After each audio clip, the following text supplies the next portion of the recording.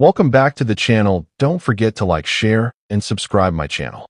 Today we are explore how to create a business storytelling visual mood using film grain in Photoshop. I open Photoshop and load an image that already feels honest and grounded for the business story. I pause here intentionally because mood matters more than speed. I duplicate the layer first, keeping my workflow clean and professional. Now I open Camera Raw filter and slowly begin applying film grain. I stop midway and watch how the texture softly changes the emotion of the image. I adjust the grain size with care so it feels realistic and calm, not overwhelming. I zoom in to check key business elements and fine details, making sure clarity stays intact.